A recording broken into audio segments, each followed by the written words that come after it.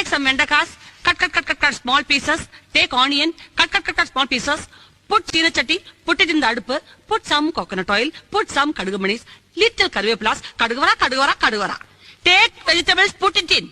Little chili powder, little barley powder, little curry masala powder, little uppu. Close it. Curry ready.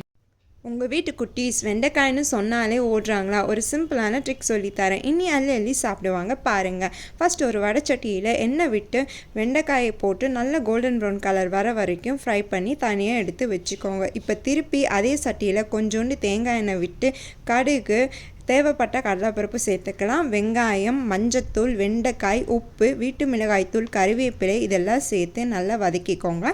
இப்போ 1/4 tumbler அளவுக்கு தண்ணி சேர்த்து மூடி போட்டு வேக வையுங்க. லாஸ்ட் ஸ்டேஜில் கொஞ்சோண்டு தேங்காய் துருவல் 2-3 டீஸ்பூன் தேங்காய் துருவலை சேர்த்து இறக்குனீங்கன்னா ஒரு ருசியான வெண்டைக்காய் பொரியல் ரெடி. இந்த வெண்டைக்காய் பொரியல் தயிர் சாதத்து கூடயும் நல்லாயிருக்கும். இதை சும்மா வெறும் சாதத்துலேயும் நெய் விட்டு பிசைஞ்சும் சாப்பிட்லாம். இந்த மாதிரி ட்ரை பண்ணி பார்த்துட்டு சொல்லுங்கள். இதில் அந்த வெண்டைக்காயில் இருக்கிற அந்த கொலகொலப்பு தன்மைலாம் இல்லாதனால நல்லா இருக்கும். Thank you all.